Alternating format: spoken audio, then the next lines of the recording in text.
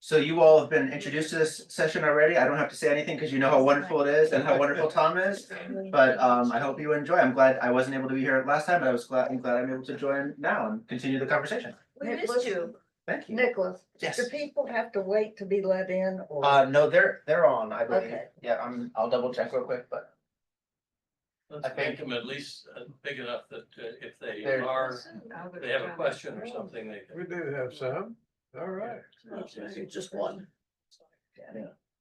yeah, Jenny. I don't want it to interrupt the slides though, so maybe we'll go like that. That's good, Is that good? thank you, thank you. Yeah. Well, good evening, it's a pleasure to be back. This has been an interesting series for the speaker as well as the participant. We originally had talked about a 5-part series, but we had to be away the first week, so we started a week late. And then it was gonna be a 4-week series. And last week, the second part got blown away. So it'll be a 3-part series, be it tonight and next week. And I think we can finish up the objects or objectives of our getting together. This is a series that began as a supplement really to Father Edward's Sunday series on learning to disagree. At one point, we were talking about having this just a kind of question and answer session or a discussion session about the preceding Sunday's presentation.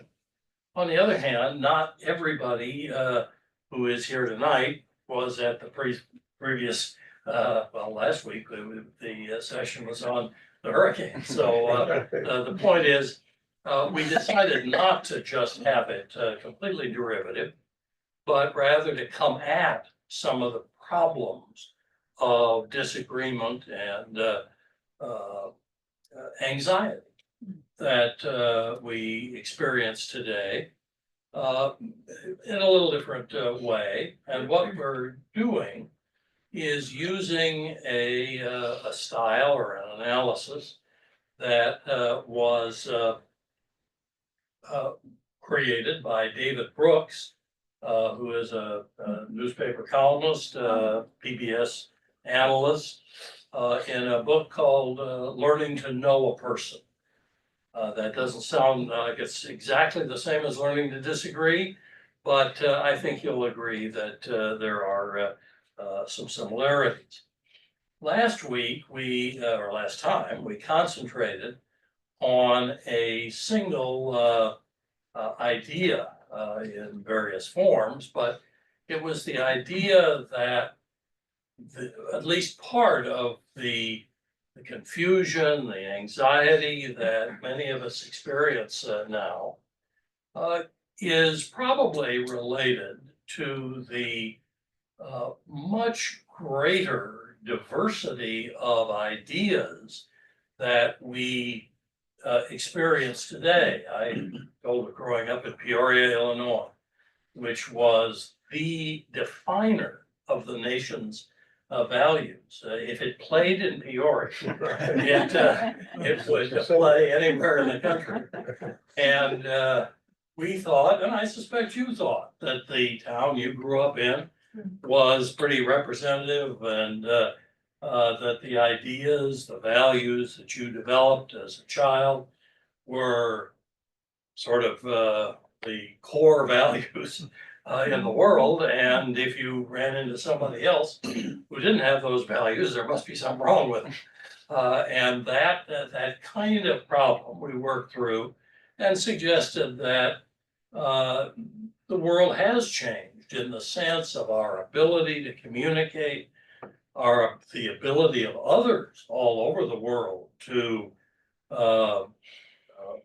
be visible, to seek refuge in the United States. There are just all sorts of reasons that we are part of a much richer world of ideas and values and objectives than we ever realized as young people.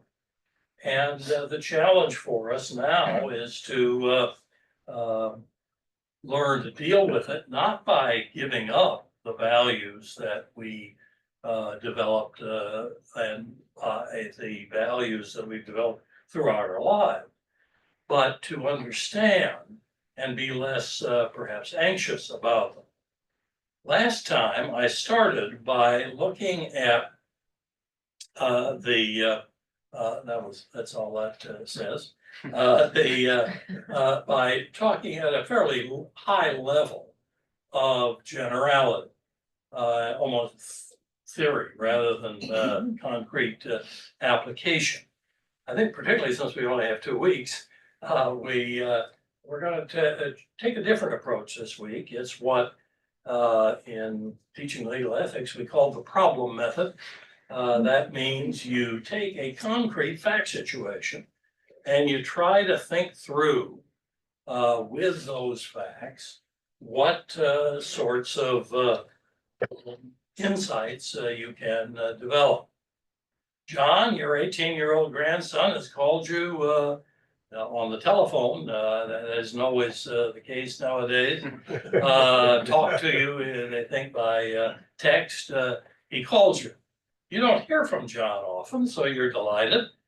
Grandma or Grandpa, he says, I'm going to occupy my university's administration building to get the university to divest its investments in Israel because of the Zionist occupation of Palestine. Can I count on you to bail me out when I'm arrested? How will you respond to John? We could have used a number of fact situations. This is not entirely meant to be funny. There are such conversations Very real. that go on more and more around the country. I put aside a couple of others, a couple other kinds of things. One is kind of a sexual issue that is that some people might be uncomfortable trying to discuss. The granddaughter wants to get an abortion or whatever. These also occur, but that's not what we're going to talk about. It could also be a friend of yours. We've said one of the things we're talking about are people who are your close friends, people with whom you have an important relationship, and you care about them, and you want to do the right thing. Your friend comes to you with a business deal that just can't miss, except you can see that it's crooked from the neck down or up or both ways. And the question is how you deal with it. The question is, how do you respond to John? What do you say? Hey, but Tom? What I would say is, yes, I will, if before you go occupy the administration building, you research the history of Gaza and Hamas and all that and find out really some of the true facts about it. Okay. That's how I would have it. That's a very, very thoughtful answer, and I think it's a better answer than some of us might give. Anybody else? Other responses? And I think rather than asking him to go research, I might ask him, what do you know about this situation? Or where have you learned what you know? Well, you're heading, I don't want to say in the right direction, although I think it is, and I think David Brooks would say that your answers are really very good. But there's a fundamental insight that Brooks and some of the other people that are talking along these lines put forth, and that is a pretty basic premise of psychology. The only behavior we can really change is our own behavior. And the question is not what you demand of John, but how you approach the John. And that's not to say you're wrong, because you were moving in the right direction. You were trying to get John's behavior changed. But the issue becomes how you go about thinking about and behaving in a way that will be something other than saying, "You gotta be kidding. What kind of idiot are you? You're, I mean, this is your grandson. This is the kid you saw as a baby. Right. You went to the ice cream store with him. You took him to the baseball games. You don't want to lose this kid." And the question is, and the question for each of us, is how do we respond? That isn't to say we have to say you're right, and therefore I'm gonna do everything you say. But it is a question of how we address the issues that John has and that together you're facing. As we indicated or suggested last time as kind of our final slide, a number of the authors that are writing in this area suggest that any significant conversation with John or another person, whether or not disagreements involved, is you think about the substantive subject you're talking about. In this case, the war in the Middle East and the responses that John is proposing to make to it. Second, emotional barriers that can get in the way of your ability to get to the substance of the issues. And third, the personal relationship between the parties to the conversation, the people involved. And those are the way I think we would tend to list them. But the insight from the last slide is we should approach the conversation considering these in reverse order. In any significant conversation, we should first focus on the personal relationships with the person that you're talking to. That is to say, even if you win the substantive argument, even if you benefit John or your neighbor or whoever you're talking to by yanking them by the neck or the bootstraps or whatever image you like, even if you win the conversation, if you lose or seriously damage the personal relationship, we likely will have paid a price to achieve that result that will make us wind up losers too. That is, it'll be a lose-lose solution. Maybe it will be there. I won't say it'll never be appropriate to do that, but the instinctive reaction should be to try to focus on that relationship.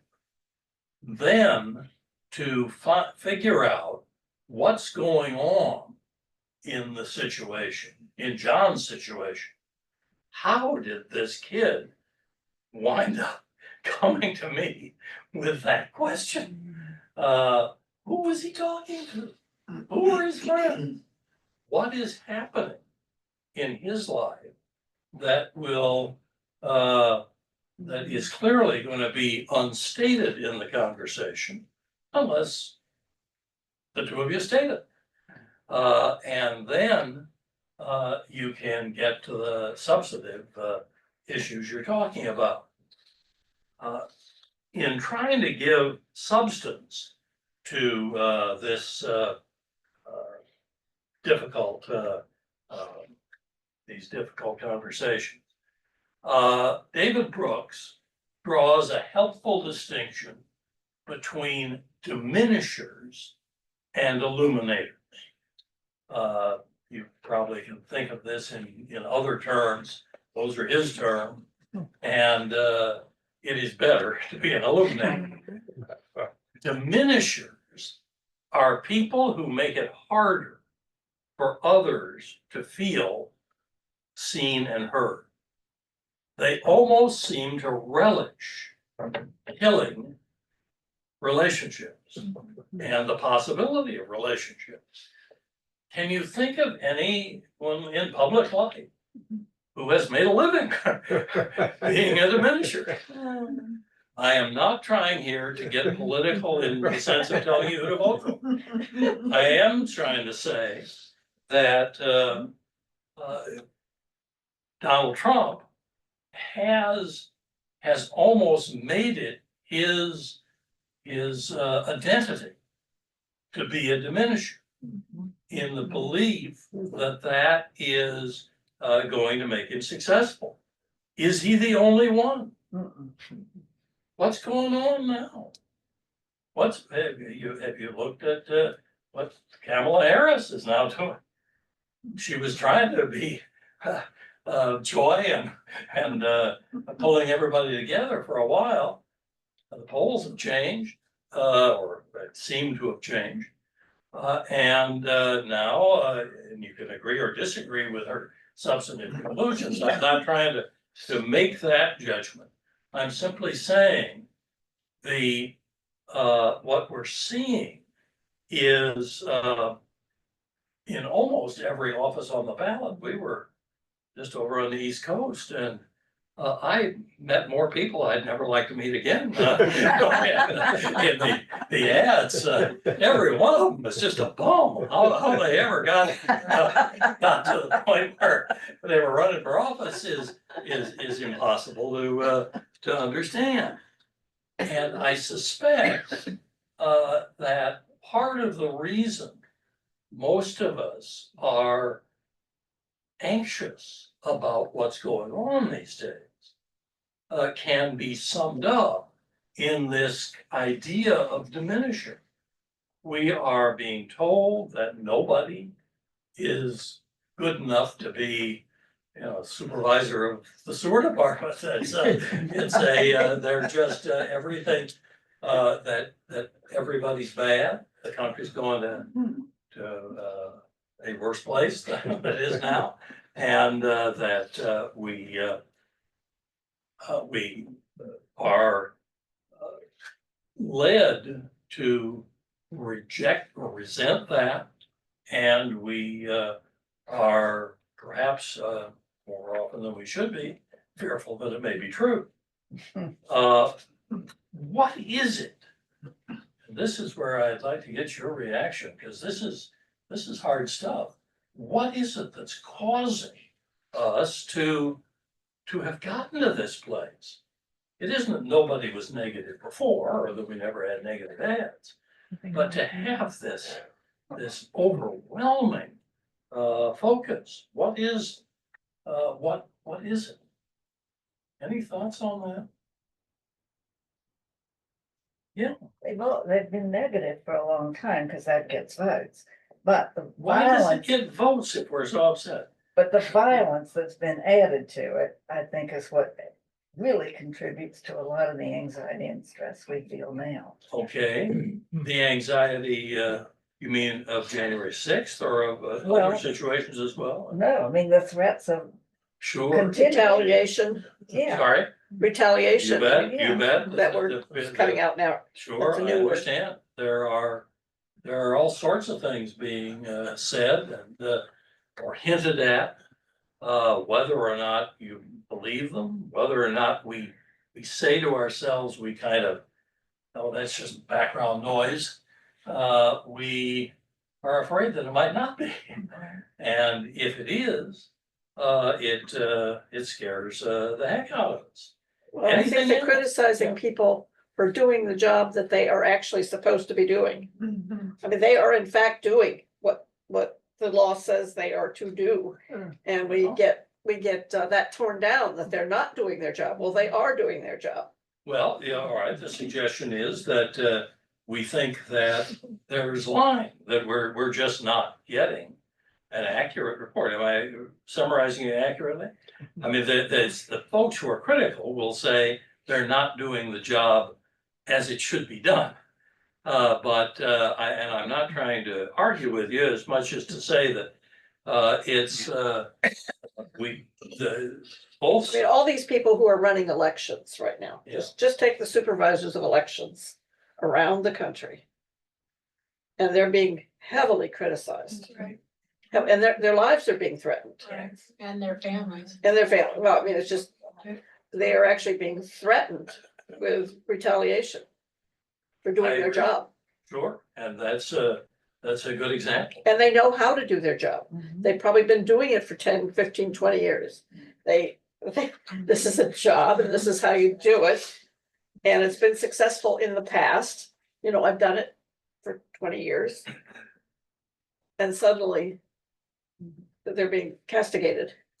Yes, I don't want to, we can focus on that.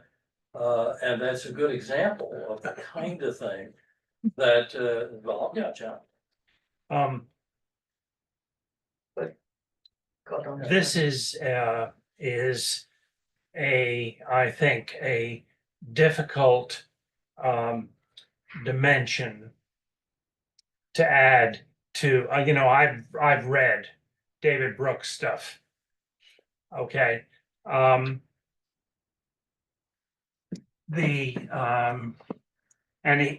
he's a Christian. He's a conservative evangelical Christian. I cannot understand how, if you accept the gospel and you are a Christian, how you can approach these issues without a Christian viewpoint. And when we look at so many of these issues, the Christian viewpoint is so obvious. I mean, the most, probably the most significant of them is immigration. And we only have to look at the Gospels and the words of Jesus to tell us as Christians that excluding immigrants from the United States is sinful. I appreciate that, and whether I personally agree with you or disagree with you is irrelevant to my role here. Yeah. But what you're focusing on, you're jumping to the substance. And where I'm still trying to stay is, how do we approach John, our grandson? Do we lecture him about the gospel, at least as our first card, or do we approach it a little different and try to figure out how we can approach John in a way that preserves his self-respect and allows him to make the decision not to get in the demonstration, if that's the decision that we're trying to achieve. It may not be. Not everyone would disagree with John's approach, but assuming that's where most of us are, how do we get John to make that decision, John to grow, John to say, looking back, man, I'm glad Grandpa or glad Grandma talked to me this way, and thus made John capable of making better decisions with the myriad number of issues that are likely to come up in the future. We'll get to the substance. Substance hate to tell you, it's likely to come next week, but we're trying to get started here. Well, But I think what you say about the relationship is critical, because the way you talk to one person may not be the way that you approach it with the next grandson. If you know those kids, you know how to make them know that you're not criticizing, you're simply trying to discuss, to And- get to, yes, and you're loving them. yes, The point absolutely. is, you're starting with the view that and you hope that John gets the message Mhm. that John is just the most important person that you're talking to this moment. You're not talking about your business. You're not talking about your whatever. And I'm talking about who's going to win the baseball, the World Series. You're talking about the most important issue he's facing, and you're proud of him, you love him, and you want this to turn out well. Do you Uh, think that perhaps this grandson really was saying, what should I do? Well, you hope so. You want him saying That's that. what I would like. Yeah, well, and yeah, Do you think the reason that he called grandpa was that he already knew the answer from his parents?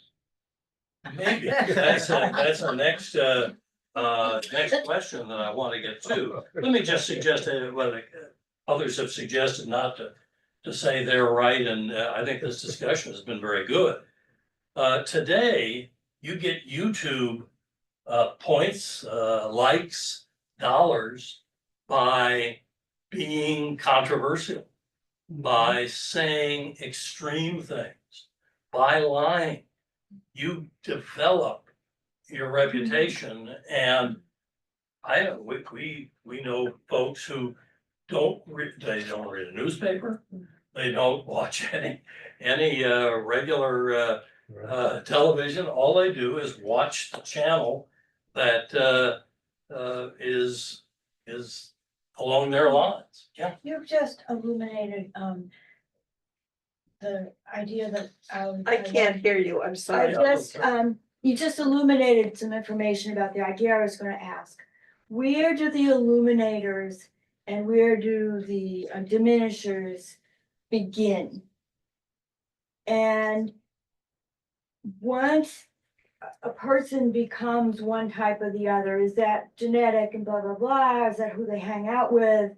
And so I see this as psychologically important, because if you know your situation, if you're the older person in your family and it's the 2 generations away, then you're an illuminator. You hope to be an illuminator. But if you're talking to someone who's your own age and you hang out with those people, if you're by nature an illuminator, do you become the other side? Because there's too much of that going on from the news and social media and maybe what's going on in your neighborhood. I've been in some situations where I've had to absolutely not say anything and not put down the person even in my mind. I just had to listen. And it was, a very close relative, for example. And but this person is such a good person, but he would listen to talk radio too much. And he didn't grow up in a family where that kind of those kinds of ideas were anywhere around.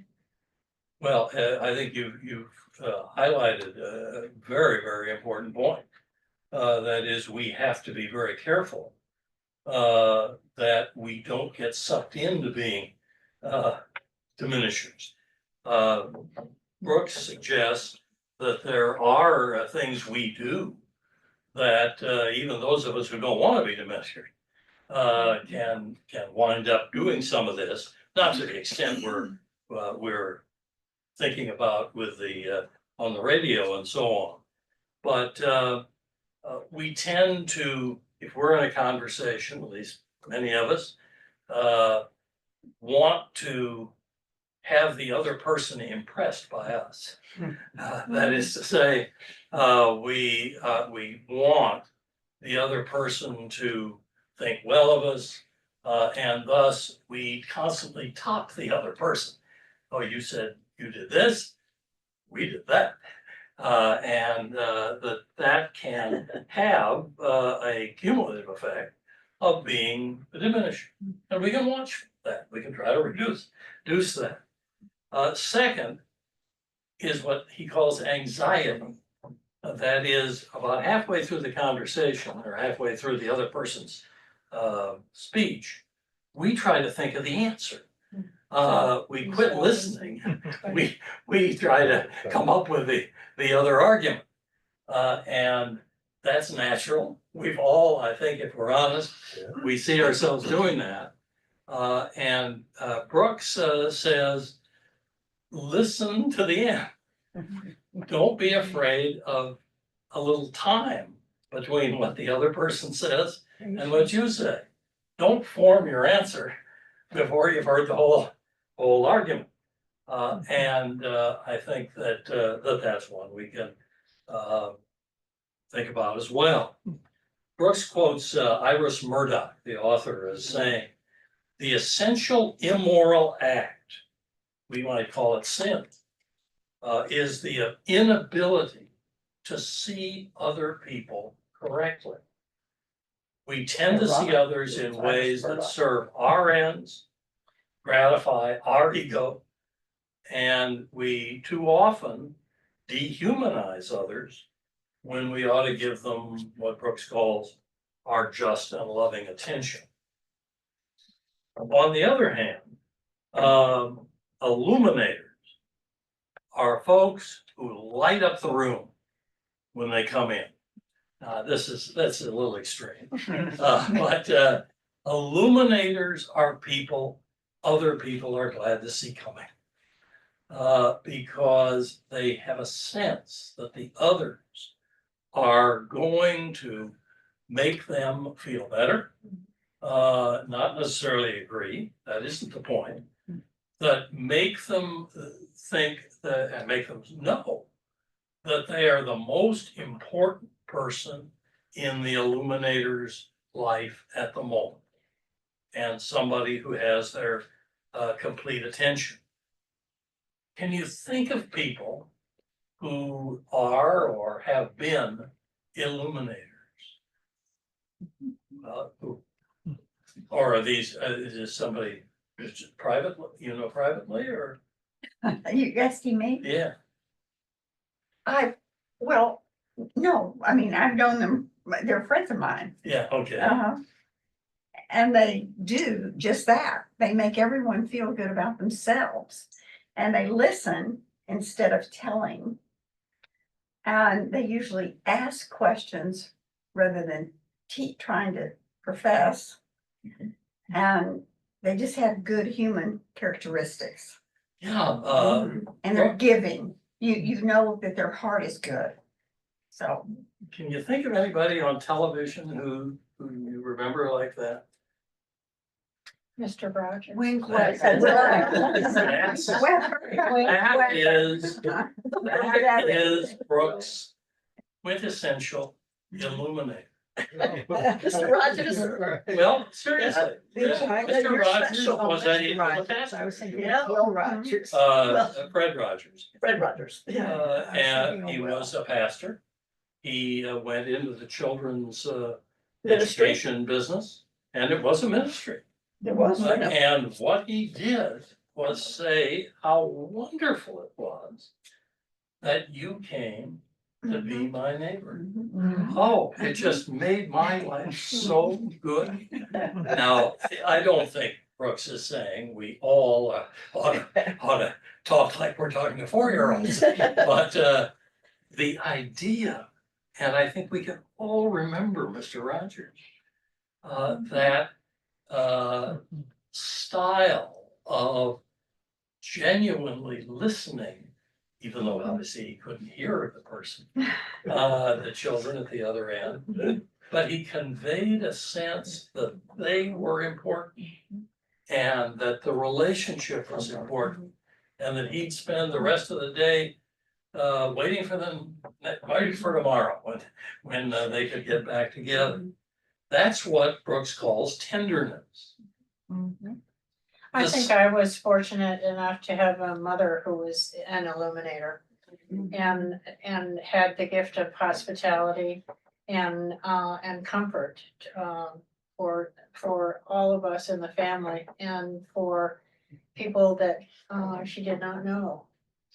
Yes, it's I don't claim to be an illuminator. I try to be, but it's hard. It's particularly hard for some of us who are introverts or otherwise just don't naturally relate in that sense. But it is really important to work on. And in the meeting with John, it's critical that you make him realize that you're there because he's your favorite grandson, at least at this moment, and that what he's going through is important to you, and that you're going to help make it better. You're going to sure try. Second is what he calls receptivity. The illuminators resist the temptation. Oh, I wish I could stamp this on my brain. Not to say to other people how they would feel if they were in the other person's shoes. You don't know how you'd feel if you were in the other person's shoes. He said, listen to the other person. Listen to them. Hear out what's going on with them. And the people who can do that, and I sure know some of these people, they're folks who I go to for advice anytime. That is the setting that you have it in, I say in your power. We don't, none of us have it in our power because we're human, we're fallible people. But we can sure aim for the capacity to develop these characteristics. Third is a holistic attitude, a recognition that the other person may not be telling you the whole story, that there may be more going on, and that you need to ask what else may be happening. Not necessarily sometimes directly, but other times indirectly, so that you have a sense of who this person is that you're dealing with. Here are the three of these on this slide. Well, how do these, what we've been talking about, how does it affect what we'll say to John in the first when you get this request? What is it that you will you'll try to say to him? Anybody? Well, I would try to find out where this is all coming from. Yeah, but what? Okay. I would tell him I love him. Yeah. Yeah. But, I would probably say I'm concerned and I would like, and you would have, because you know how to use the right words to talk to that particular person. But you are concerned and you really want to talk about it. And so you want to make sure that he knows you're not sweeping it under the rug. Mhm. And you would have to be very patient because he probably hasn't planned his sentences. It's more in his head instead of having practice to discuss it. and you would just have to see how it goes along. Now, I just Would happen you to, do it on the phone? I don't like to talk on the phone, so I would try to do it in person. Yeah. I have this thing, that when you're with the person, there's energy that is going back and forth and around and about and all this. And you can interpret that any way you want, but that helps to ground the truthfulness of the conversation. Yeah, there's body language, yes, like there's the all facial- sorts of Mhm. things that happen in person. If John's in town, you get in your car, or you suggest you get together for lunch. I mean, you go out to the ice cream store with him, now we're both a little older, so let's upgrade it a little And you'd have and to, get together. and you need to select if you're out in public, you need to select the place that would be appropriate Yeah. for.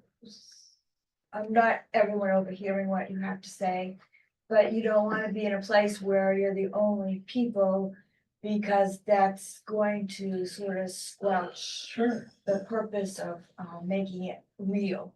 sure, okay, good, that's very helpful. Anything else? What would you do? Yeah. Well, because he said he was in because it said he was in college, more than likely he's not gonna be in the same place. So FaceTime now allows you to at least see the other person, so that would be sort of another option perhaps. Absolutely, an excellent suggestion. The point is you're trying to make this as personal as you possibly can. And the thing is, if you could see that he's very, very nervous, you can make sure that, you're extra patient, which I already mentioned. Yeah. And would you ask him what his parents had thought about Not this? right away, no way, because you would hope that would come out. Now, I actually thought of this thing, that maybe he has a girlfriend that's really into this activism. And so maybe, and somehow that could be influencing his decision. In my case, I never did any, He's surrounded this kind of activism for the Vietnam War, because I know it would have broken my father's heart. Well, there's lots of considerations, and you're bringing out wonderful ones there. And I think there are probably more going on in your head than maybe being spoken, and that's exactly what these sessions are designed to do. You do want to know who his friends are, what's going on in his life beside this. Are there any issues with his parents? It's hard to get at, but it's also, why is this coming to grandpa or grandma rather than to his parents? And there are just lots of things. These are the sorts of things that Brooks was talking about earlier, the other writers as well, about knowing both but developing the relationship, but knowing the other elements that are going on in the background that may affect how you choose to face the particular substantive issues. Is this a topic with religious significance? Maybe to raise that when I'm already 50 seconds over is probably not the best use of time, but it's one that I hope you'll think about. And Brooks thinks that it really is. That what we're talking about here in relationships, in understanding, in giving people, including your grandson, the ability to be heard, to speak, and to face what may be his first real adult decision. To the ability to do that is an example of Christian love and the need for Christian love. And in a sense, the relationship God may have as he looks at us making some poor decisions now and then, I'm sure.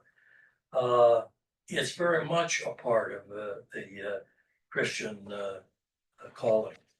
I don't know whether these slides will be available, but there is a person named Jimmy that Brooks describes. When Jimmy sees any person, he sees a creature made in the image of God. As he looks into a face, he's looking into the face of God. He sees an immortal soul. When Jimmy greets a person, he's trying to live up to one of the great callings of his faith. He's trying to see the person the way Jesus would see the person. Substantively, that was the point that John Hushin was making earlier. When Jimmy sees a person, he sees a person that for whom Jesus was willing to die. Jimmy is going to greet people with respect and reverence. I was touched by that example and that quote, because that is where we're trying to head with our discussions here.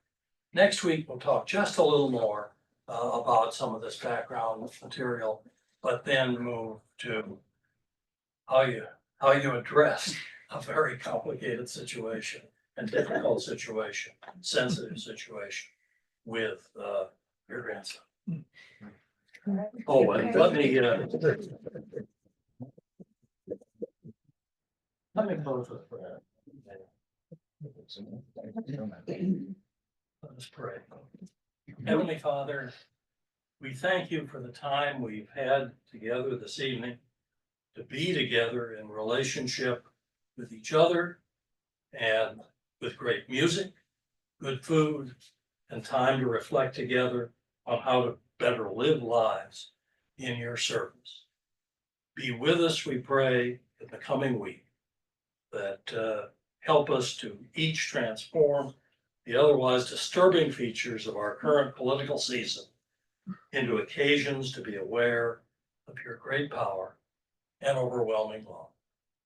In Jesus' name we pray. Amen. Thank you. Thank you. Thank you very much.